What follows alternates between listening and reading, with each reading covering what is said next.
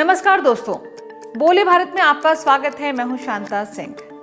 धर्मनिरपेक्षता की दुहाई देते देते कांग्रेस धर्म पर उतर आई और ऐसी उतर आई कि शिव और राम को ही भिड़ाने लगी।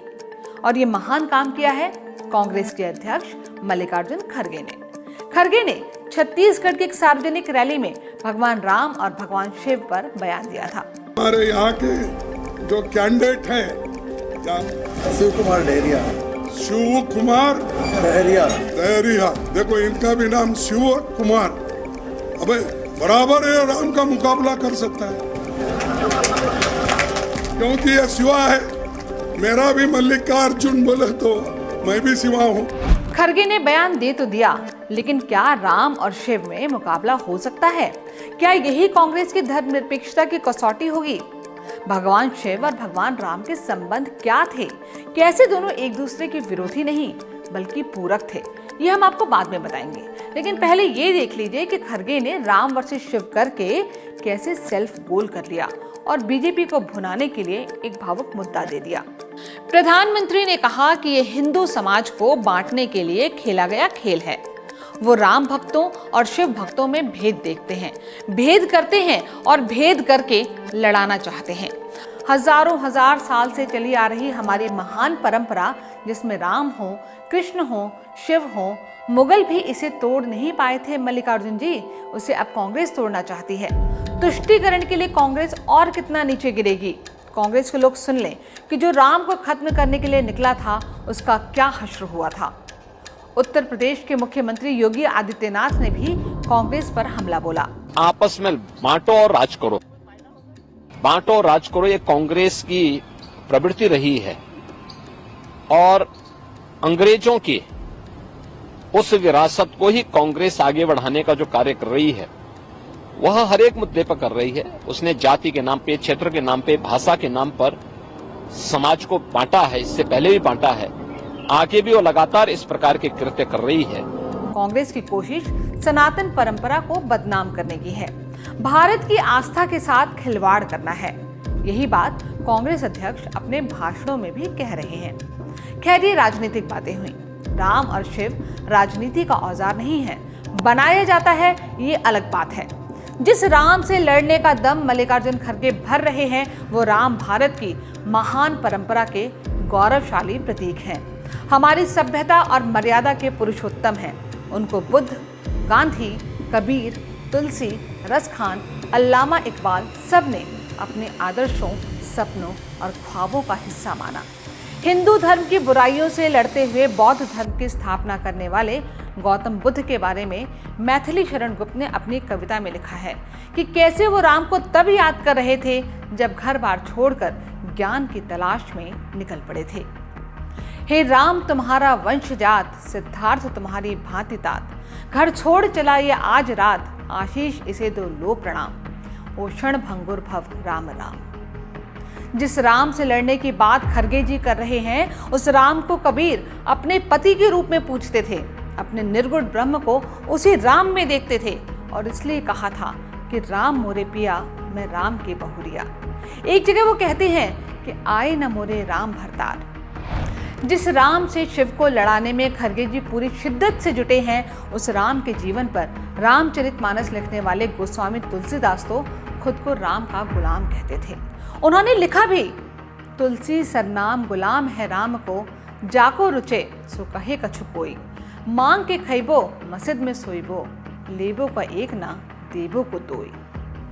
और सारे जहां से अच्छा लिखने वाले अल्लामा इकबाल ने भगवान राम के बारे में लिखा कि है राम के वजूद पे हिंदुस्तान को नाज, अहले नजर समझते हैं इसको इमाम हिंद। यानी पाकिस्तान की मांग करने वाले भी राम से लड़ने के बारे में नहीं सोच पाए, लेकिन उस राम से शिव को लड़ाने की अद्भुत बुद्धि कांग्रेस में है। खड़गे जी जहां पर राम से लड़ने की बात कर रहे थे, वो जगह छत्तीसगढ़ है और इसी छत्तीसगढ़ में भगवान राम की ननिहाल पड़ती है।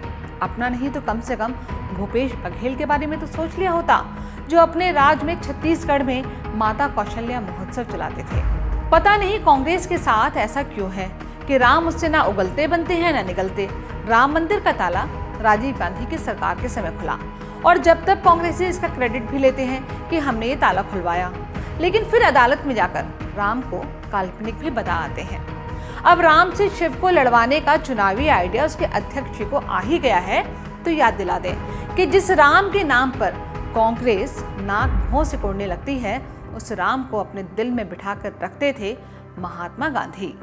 कांग्रेस का वजूद ही गांधी नाम से है, महात्मा गांधी के नाम से, और उन गांधी के आदर्शों और प्रेरणा की पूंजी राम थे।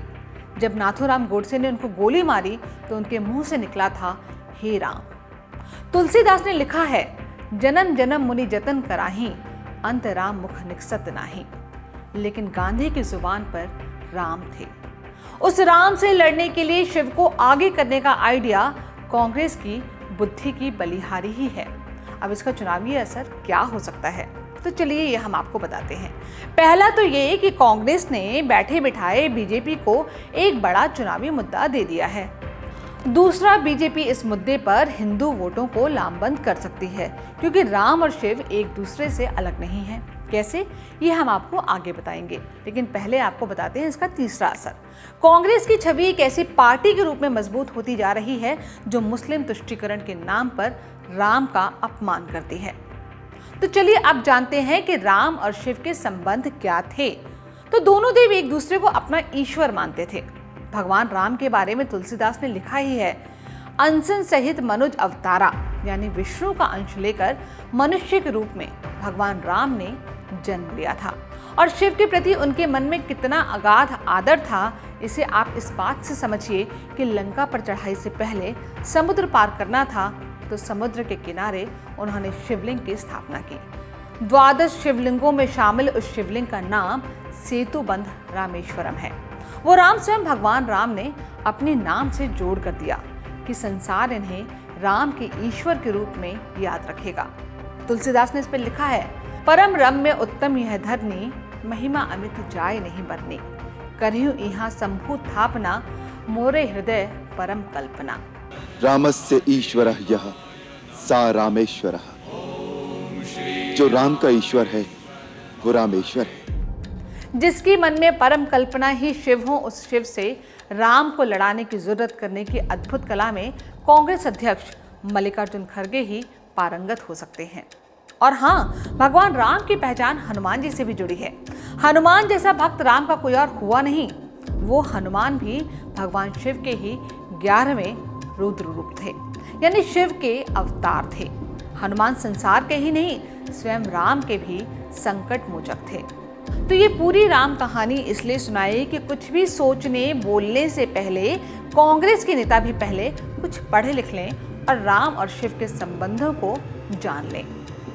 बोले भारत के आज के एपिसोड में इतना ही। अगर ये वीडियो आपको पसंद आया हो तो लाइक और शेयर करना ना भूलें। नमस्कार।